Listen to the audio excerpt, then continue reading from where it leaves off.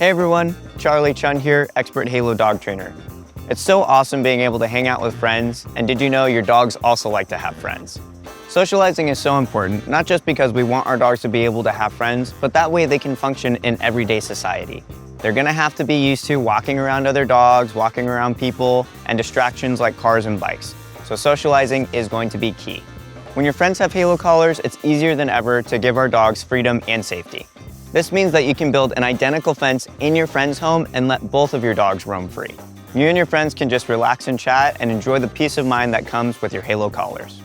While Halo collars can keep our dogs safely contained, it's still important that we take the correct steps and make sure our dogs are interacting properly and safely. When helping our dogs socialize, it's always important to remember our dogs have limits. And if your dog is showing those limits, don't push it. You can always try it again next time.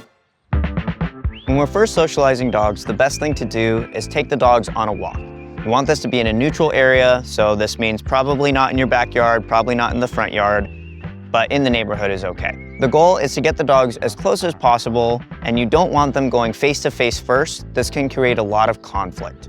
So we're gonna take our dogs on a walk, and the goal is to get them walking with one person on either side of that person. This means that the dogs are nice and neutral, and they're in what we call pack drive. Let's say that we've been walking for about 10 minutes and I've been able to get Theo and Gustav with one person, me, and I'm gonna be walking them on either side. I want you to notice how I keep them still apart. I don't want them sniffing noses and I don't want them sniffing each other yet. I want them in pack drive, walking and following me. Fuss, heel.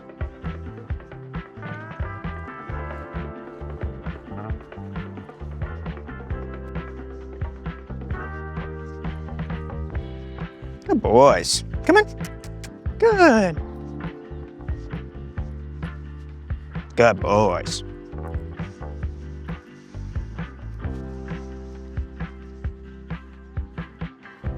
Good boys. That's very nice. Sit. Good boys. So as you saw, I was using the leashes to still micromanage the dog's positions, have them walking next to me, and help them understand I want them to follow. When the dogs look nice and neutral, like Gustav and Theo were, this is now the time that you could go into your backyard or go into a safe area to get the dogs to socialize more. When you're first helping the dog socialize, it's best to have them on leash, but nice and loose, and you're going to be kind of coaching or reffing. You're gonna be showing the dogs what's appropriate during play, what's not appropriate during play. Remember, loose leash is key.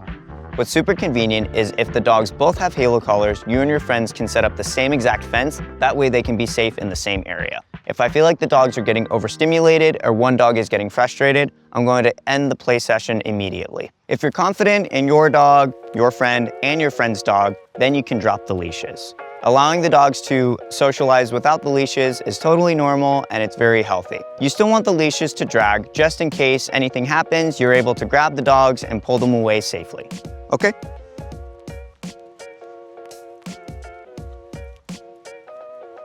So I dropped Gustav's leash. I'm able to recall Gustav and I trust him a lot. I'm holding on to Theo because Theo tends to be pretty pushy and he tends to bother Gustav a little bit. So I need to help and coach Theo when he's getting in Gustav's face or being a little too much to guide him away and show him that Goose doesn't like that. Here. 9, come on. Good boy. Good. So right there, Theo's bothering him a little bit. I'm just gonna kind of guide him away and let Goose do his own thing. He can smell. Now Theo can smell where Goose is smelling, but if he starts licking his face too much and it seems to be bothering Gustav, I'll be pulling Theo away. Good boys. Good, that's nice, Theo. So,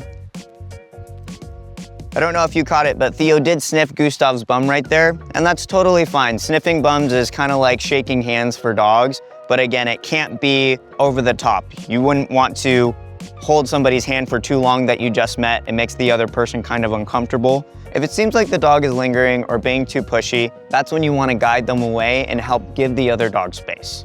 This is going to help the dogs trust you and know that you are in control of the situations, and this is going to decrease the likeliness that this will break out into a fight. For the first couple sessions that your dogs are meeting, we would suggest usually keeping it around 15 to 20 minutes. You don't want the dogs to get overstimulated. That's when they start to play too hard, and again, we don't want fights to break out. The first couple of meetings are really just so that the dogs can get to know each other, learn each other's personalities, and you can see as the human if they're compatible together. Obviously, dogs are our best friends, but it's wonderful for them to have canine companions as well. Hopefully these tips help you and your dog make new friends. Remember, when you're a Halo Pack member, you can get $50 for sharing Halo with your friends and family. We love to share great finds with our friends and family, so tell them to get a Halo collar. That way they can share the same peace of mind that you get to enjoy every day.